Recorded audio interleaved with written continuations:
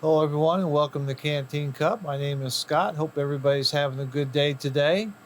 Weather this past week has been rather pleasant, not as hot during the day and fairly cool at night. So we've been enjoying this break in what is normally the very hot time of the year. I don't know if this is the shape of things to come, if it's part of the grand solar minimum or just a burp in the weather systems that circle around the world, but we are taking advantage of it. Well, today I wanted to talk about a couple things. While I was in church yesterday and the day before, we were talking with some of my friends about food storage and a lot of differing opinions on that.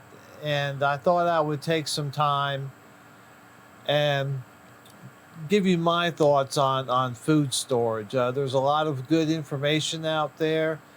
The Church of Jesus Christ of Latter day Saints, some of you have known them as LDS or Mormons. They have a lot of good information out there. And so, everybody has their own opinions on what they should get for food storage. But really, everybody should have food storage. And I want to talk about what I feel. This is what I tell people that you should be getting, or what you should be getting when you get food storage. To start off with, if you have none, if you are living from paycheck to paycheck, and by the time the end of the week or the end of the second week comes around and your cupboards are bare, you need to beef that up. So the first thing I recommend is that you try to build it up to 2 weeks of food in your house. And that could be things in your freezer, things in your cupboards. It could be things that you normally use every day, that you eat every day. And you can do that several ways. You can either put aside X amount of dollars each payday, or when you go shopping. If you see things that you like to eat on sale, you pick up a couple extra of them and you build up your larder, and you get that up to 2 weeks. The same thing with water. Unless you're on a well with a hand pump, then if you lose electricity, you'll lose your ability to acquire water. So, drilling a well is expensive. I had some quotes here where drilling a well was between $8,000 to $10,000 with no guarantee of water. So you need to figure out or try to establish what it would take for you to store some water. And again, using that 2 week benchmark, try to get 2 weeks of water. Well, what does that look like? It looks like typically the human being requires 1 gallon of water a day. And so if it's just you, to have a 14-day supply would be 14 gallons of water. If you have a spouse or significant other or a child, then you would multiply that. If it's just you and your wife or you and your husband, then that means you'd have to have 28 gallons of water. Water is vital. You can live without food a whole lot longer than you can live without water. So you could do that by going to the store and buying bottled water. You can bottle your own water. I'm not going to go into that because there's all sorts of methods to do that.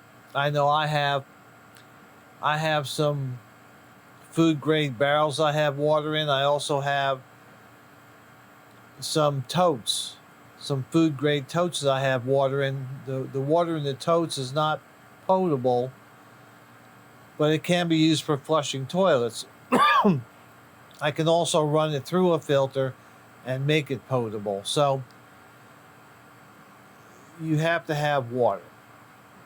Now, once you've gathered your 2 weeks worth supply up, my next suggestion is that you go ahead and bring that up to 3 months. In other words, in your house, you should have 3 months of food that you normally eat and normally use. And this is food that you would rotate. Rotating can be simple. Rotating is really as simple as when you cook something, you use the item you bought first, not the item you bought last. you use the oldest items in your pantry first, and then then rotate them through. Then as you replace them, you put those new items, we'll say, in the back of your pantry, and you pull from the front, which will be your oldest states. And that way your food stays fresh and you don't have to worry about spoilage. So again, the same way, either a couple dollars a paycheck, or grab things on sale and add a couple. Don't forget things like salt and sugar and spices. You need to beef those up. For those of you that have a Costco or a Sam's membership, you can buy salt and rice and beans and pepper and sugar. You can buy that in bulk, which is a lot cheaper. What I do is I buy salt in bulk, and then I go to Home Depot and I get a Homer bucket, one of those orange buckets with a lid. And then I can use some trash bags, unscented trash bags. I open the trash bag up in the bucket. I pour the salt in the bucket till it's full. I tie a knot in the bag, and then I put the lid on top of the bucket. Salt will keep forever. It's not going to go bad. And the same thing with sugar. You could do the same thing with sugar. You fill it up, seal it up. It's not going to go bad. So get yourself up to a 3-month supply of food. If you've gotten that far, now it's time to think about beyond 3 months. And then in this case, you start looking at different foods to keep. This is food you wouldn't use very often. And so you want what I would call durable foods, foods that will stay fresh or stay usable for 20 or 30 years. Items in that category are like rice, beans, wheat, and you can buy those pre-packaged, or you can package them yourself. If you look up storing these foods, Mylar bags with oxygen removers will help them to last a very long time. So from 3 months on, you want to go into those more durable foods. One thing that we like is rice and beans. So we buy, again, we go to Sam's and we buy bulk rice and we buy bulk beans. And we put them in Homer buckets and we seal them up, except this time we use a Mylar bag. And then we put an oxygen remover in the bag, and then we seal that up, and it takes all the oxygen out. You can actually see it suck the bag down around the rice or the beans or whatever you have in there. And that's a vacuum seal, and you'll be able to keep that for 20 or 30 years as long as you don't open them. Of course, once you open them, you got to start using them. But we like rice and beans, so we keep a lot of rice and beans, and we get 2 meals out of that. We get rice and beans, and then we get beans and rice. Along with that, you can also go to Sam's and buy spices. You can buy Cajun spices in like 1 and 2 pound containers, already sealed. They're really cheap. I think we bought a couple, and they were like either $2 or $4 a piece. So we take a couple of those and just stick them on the shelf. Again, if they're sealed, they'll last. So you want to do that. And then you need to decide how much over the 3 months you want to keep. Most people recommend, and I follow suit with this too, that you should have a minimum of a 1-year supply of food for you and your family. And then when you get to that mark, then you want to store some additional food for family members who are not a part of your immediate family, and for possibly strangers and or your neighbors. When you get into a situation where you are going to get into that long-term storage food, things are probably not going very well around you.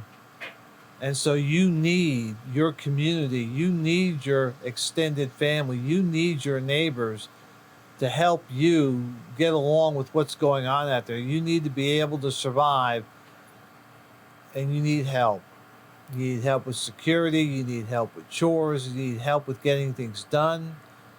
So having a little extra food can buy you some time when you are in a situation where you are using that long-term food. Now, have I ever gotten into my food storage? Yes, and let me give you a couple examples. I've been in several circumstances where we were without power for a week at a time, and we had to get into our food stores because the roads were not travelable. You couldn't travel down the roads. I'll get that right, and so we had to work from our home. At that time, I had a Coleman stove, and so we cooked on the stove. But we had to get into our stores to eat. Another time I used my food storage is there have been several times in my life where I was unemployed for a while, and we were able to eat from our food storage and then use our savings and the money we had left to pay our utility bills and our mortgage payment and our car payments, so we can kind of keep functioning while I look for new work. And I was able to get new work, but we felt very blessed to have that food storage to be able to resort to and better allocate my money to things like gasoline so I can drive to job interviews. So it was important. So food storage, it's not talked about a lot anymore. Back in the early 20th century, that was a part of everybody's life. They canned, they preserved, they put up in the summer, and then they used it in the winter. Well, we've gotten away from that because we get food from all over the world, and we have fresh vegetables and fruits year round. But there was a time when things were in season that you had to wait, before you can have things to eat. So you would put them up, you would actually can them. And we do a lot of our own canning too. It's also a way to save money. There's a farmer's market near us, and it's a large farmer's market, and we can go up there and we buy vegetables and fruits that are nearing the end of their sell dates, and so they discount them.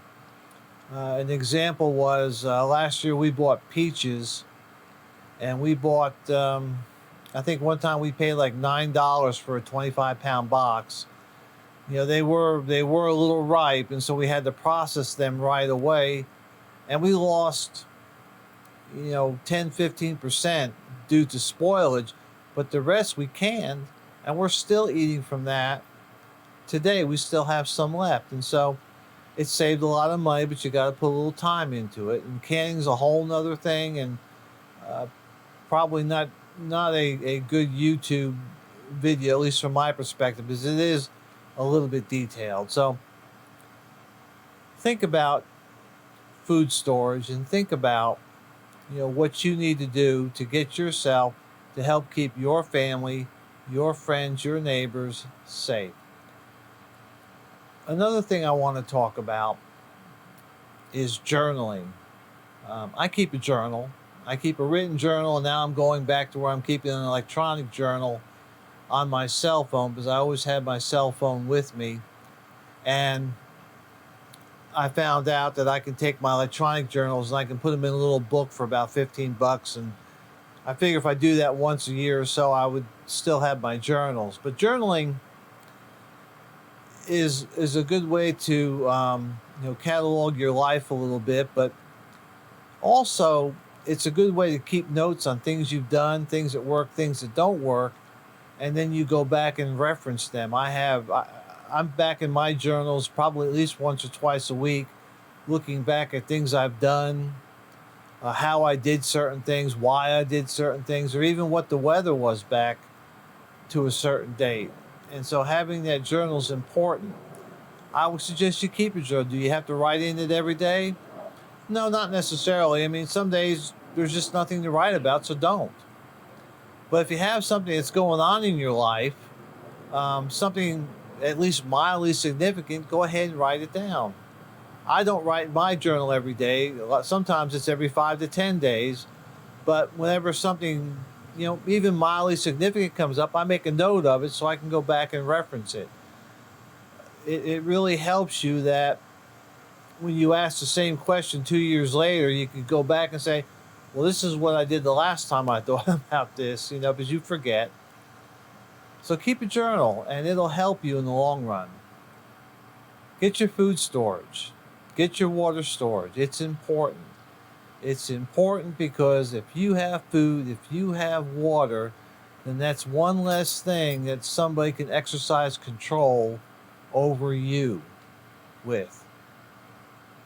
If you are hungry and somebody offers you food, only if you do this one thing, then you are no longer in control of your destiny. So that's all I got for today. Like I said, it was some musings over the weekend and chatting with some friends. I just thought I'd put it out there on YouTube and kind of share what we were going on about, and hopefully you'll benefit from this. So everybody out there, appreciate you on the channel. I also have a podcast by the same name, Canteen Cup. Some interesting things going on there. Check us out. Stay safe and stay secure.